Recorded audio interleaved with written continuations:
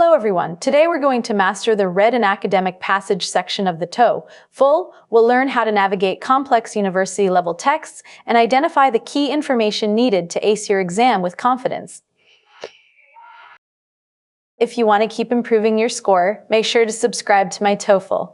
Let's continue this journey toward your success together.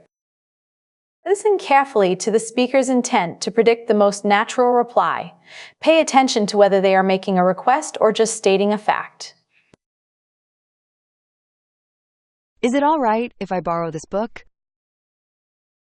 Is it all right if I borrow this book? The speaker is using the phrase, "Is it all right?" to politely ask for permission. They specifically want to borrow this book, so we need a response that addresses this request directly. Let's listen to our options to find the best reply. Let's listen to option A. Sure, just bring it back by Friday. This is a great response because sure clearly grants the permission requested. The added condition to bring it back by Friday makes the interaction feel very realistic and complete. We should keep this as a strong candidate.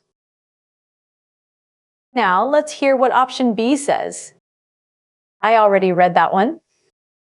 While this response mentions having read that one, it doesn't actually answer the request to borrow the item. It's a common distractor that uses related words but fails to address the speaker's functional need. Let's eliminate this one.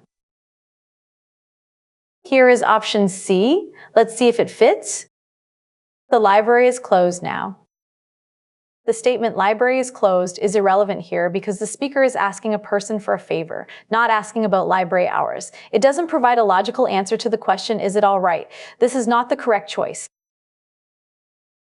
Let's evaluate the response in option D. It's on the left. This response describes a location by saying it is on the left, which would answer a where question. Since the speaker asked to borrow the book, providing a location is logically disconnected. This is incorrect. The most natural reply is option A, since it directly addresses the request for permission with a clear affirmative. Therefore, the best response is option A because it fits the social context of the dialogue perfectly. To succeed in these tasks, always identify the functional intent of the first speaker, whether they are requesting, complaining, or asking. Avoid distractors that use related vocabulary but fail to address the specific communicative goal of the prompt.